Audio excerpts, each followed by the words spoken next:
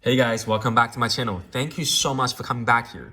I just want to say this, for all my existing subscribers that have been with me, that I've been with you for the last few months, I thank you from the bottom of my heart. I just want to thank you. Without your keep liking it, keep subbing it, keep commenting on your experiences and exchanging of ideas, I'm not going to have this much of passion and motivation to keep growing the channel. Of course, I'm just in the very humble beginning of my collection journey. I don't editing my videos at all. Most of them are literally shot with an iPhone, iPad, and then really doing the best thing that I can with the time and the resources that I have. So thank you so much for your understanding and patience and supporting.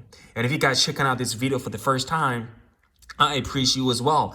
I'm hoping you can give me a chance and opportunity to talk about maybe some of the watches that caught your attention when you're looking at this video, and perhaps checking out some of the other stuff that we have on the channel. Hopefully that's going to be informative and beneficial for your time, and I'm not wasting of your time as well there. Okay, so thank you so much for everybody. I'm blessed. I think the channel is a miracle to itself, and I cannot wait to see you guys to talk about more about what we have in the collection with you guys in the future. But today I'd like to talk about this again. As you guys know, I bought this particular vintage watch. The model number is, I wrote this down. The model number is the 6458-600A. I purchased this really by accident on eBay. I thought I was gonna be off by miles, but I sort of bought it at about 160 USD, 150 bucks, all original, beautiful watch. I like the color. I thought I was going to have it in the long term in my rotation. As you guys know, this is my first vintage. So part of my motivation is to just get a feeling of it.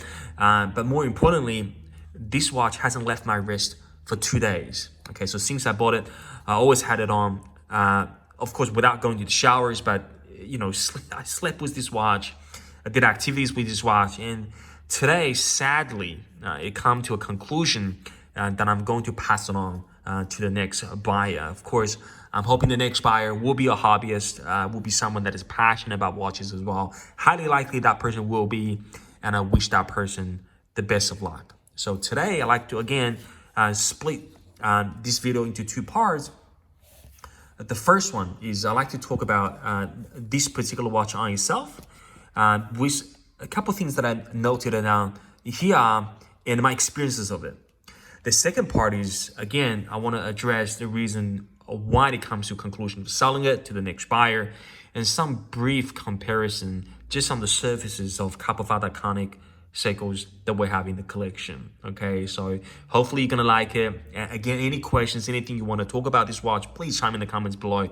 We'll have tons of subscribers that are into the vintage and loving this piece as well. It is a very beautiful watch, very unique, a mid-sized diver, and I think the next buyer will enjoy the hell out of it as well. Okay, so fantastic. Let's get into the first part. So the first part is the history. So what I do know about this, I'm just gonna put it here so make sure that everything's captured in the same picture here. There we go. Okay, beautiful. So the first one that we'll talk about, of course, naturally will be the history. Okay, so we know this watch is a JDM. So it's a JDM back then. There's no just let me get it right here, guys. It's got a Japan down here, but there's no writing as made in Japan compared to we call the JDMs that right now on the most of the Seiko watches. Okay, of course, it's made in late 70s to 80s.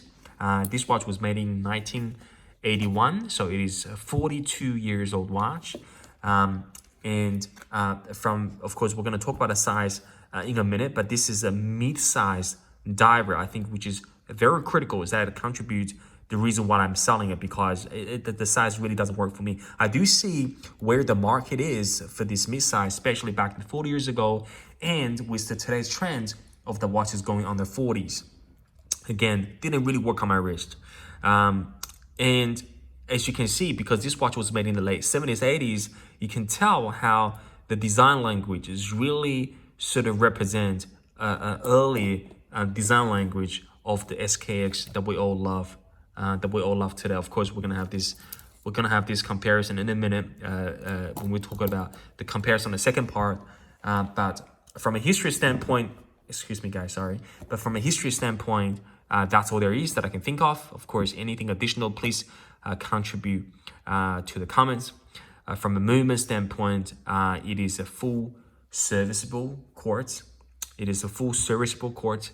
It is anti-magnetic. It has an anti-magnetic shell, metal bridges, and it's been quoted, again, I'm trying to read from all resources that I can. It's been quoted as one of the best quartz divers all time, okay? And you know what? This has 7 jewels in the movement, and I recall my favorite SBBN tuna that has the 7 sea movements. That also has the 7 quartz, 7 jewels in the movements too, okay? Now, in terms of size, I measured, of course, we're gonna talk about this in a minute when we're doing a short comparison with other watches, but it only has a 37.5 millimeters from 3 to 9 o'clock in diameter. It has a 42.5 millimeter lock to lock width, and the tallness is only 10.5 millimeters. So extremely thin, okay? Of course, all quartz watches are thin, but I find this one is particularly thinner than most of the other divers that I have. Of course, the other divers that I have are all mechanical.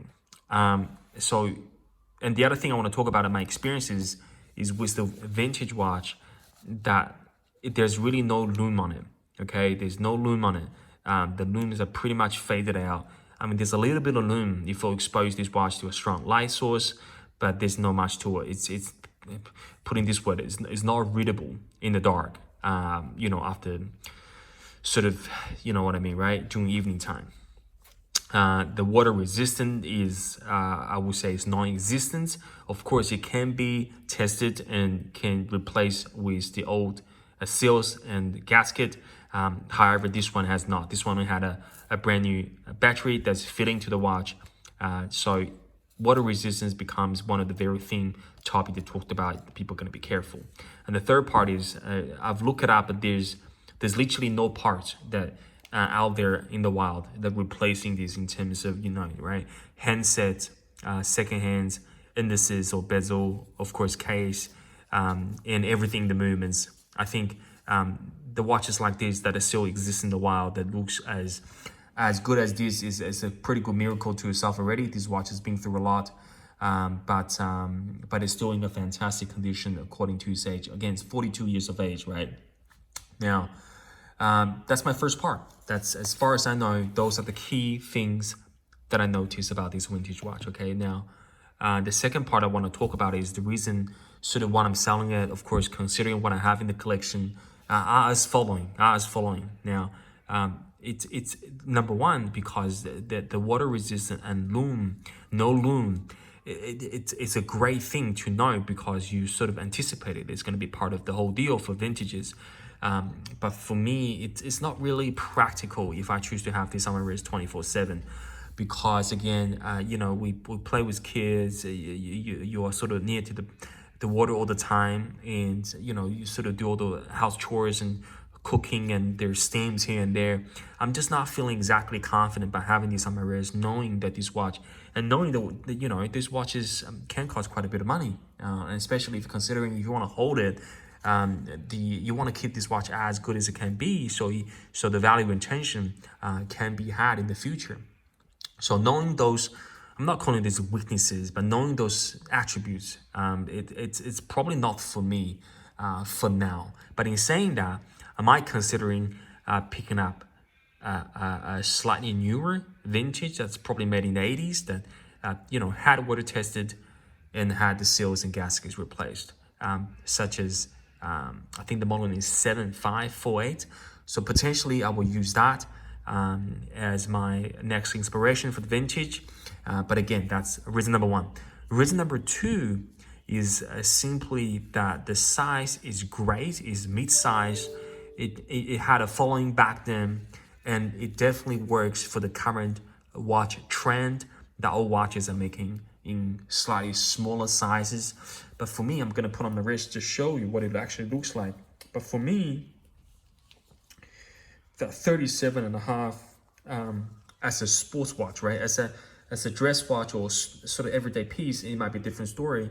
Sorry guys, I just get focus right here. But for again, my inch is my wrist. Actually, it looks the part now. I don't know why it was look so small when I had it, but probably I got used to it, right, guys? But on my 7-inch wrist, it just looks a bit too small for me. I have it on the native, of course. We've got this is the original strap that it came with it. Of course, this is all gonna go to the next buyer. But again, I'm not just used to the size of it. It is a bit tiny. I want to have something slightly larger, maybe a 41, 42. I think the 7548 is a 40, 42. Correct me if I'm wrong, but of course, there are lovers out there that appreciate, you know, a mid-size 37.5 to 38. It actually doesn't look that bad on my wrist on the camera, but it just looks really small compared to the rest of my physiques. And I guess sort of blending overall, right? So now I'm gonna holding those common suspects. As we know in our collection to this watch, so you know how it looks. So if you guys on the fence about hunting down one of those, sorry guys, let me get it focused right here, about this mid-sized diver, and you want to know how it holds up against your other pieces in your collection, whether there's a place for it or you just want to see the size different. There we go. That's an X2 and an SKX. Of course, this one's on a bracelet. It gives you a very different feeling. But if I put a lock to lug, make sure they represent from the same starting point. Let me just get the, so you guys see. Sorry, the camera is not working well. There we go. So you can see the size, right? It is a lot smaller than an SKX. It feels like a baby size of SKX, to be honest. And the SKX always wears beautifully. I mean, of course, you can have on a NATO, you can have on the strap, but I prefer all my watches on the bracelet, and it's just fantastic.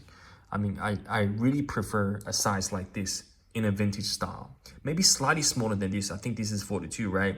Maybe a 40, slightly bit thicker, slightly bit longer lug to lug. That's gonna be great. Or alternatively, if you have a spouse and you have a, you know, your girlfriend, or if you have a young kids in the family, so in their high school age, and you want to, you know, pass on something that for them to inspire their loves for watches, and maybe work for, you know, your ladies better than you. Okay, so that's in comparison to the SKX, and now we're holding next to a turtle. This turtle, right? It's funny how smaller this is, right? So this is next to a turtle. Wow. See, turtles, of course, is larger, but turtles win great. Very comfy on wrist. To be honest, I want to have something again in between, sort of that 38 and 42. Maybe a 40 would do. So, any recommendations? Please let me know. Again, I'm just holding this to a different slightly design language. This is the golden tuna. And guys, if you guys notice, right, this is the okay, I was just gonna say, right, so you can see the second hands, right? So in 48 hours, this 42-year-old Quartz is still buying on the correct time. Not a single second was lost or gained. This is great too, by the way. But guys, if you pay close attention,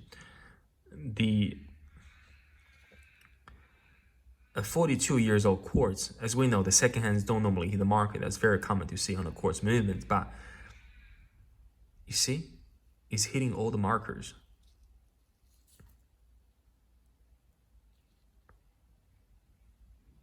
And again, I love this watch, right? I love this tuna, this golden tuna. I think it's going to be one of the very collectible if they do discontinue. This one doesn't hit the marker, not at all. Actually, it's not that too bad, but it doesn't. It misses a little bit, especially if it's going on this section of the dial. So people make the funny jokes that sort of the quality control back 42 years ago is better than what they are now. I think another subscribers mentioned when those watches were released 50 years ago, they were considering the top quality that they make under the Quartz. Of course, Quartz was a big thing back then. I think this one had a retail price of 35,000 or 34,000 yen back then. I did a conversion back to today's dollars, is around about $500 mark. So the case finishing it's actually not too bad, even considering I just put a turtle, SRP turtle here, right? It's not too bad, even you comparing to the polishing, finishing on today. It's very similar. Of course, this one is more refined, but of course, this is 42 years, right? So again, extremely impressed that this watch still has its presence as far as we're concerned. And now, so we had a comparison. So this is a 42. Sorry, just let me get the focus right here, guys. So this is a 42. This is a 44. I think this is, again, this is different designs now, right? But this is a 44. And lastly, we have something more modernized, as we know, the very popular 62 mass. This is the SPB 147. Now this is a 40.5. Okay, of course, different case design, so you guys can see how wonderful it will be if I can pick up a vintage in maybe orange in that size. I think it will be fantastic. I think it will be truly fantastic. Look the lug. It's like half of the watch, right? But again, it has definitely made an impact on my collection journey. Again, I just believe with my limited funds and resources, I can give this to another more suitable buyer that loves the size, probably suit better on their wrist than mine. And then reinvest the money, get money ready to purchase the next vintage, or if I can find one, of course, willing to distribute more money. And then, yeah, embark on my next chapter of my vintage pieces. So guys, again, thank you so much. Hopefully we'll cover some of the aspect that you were interested in, and hopefully I didn't waste you that much of the time. And then no doubt, I'll see you guys in the next video. Okay, guys, take care and bye-bye for now.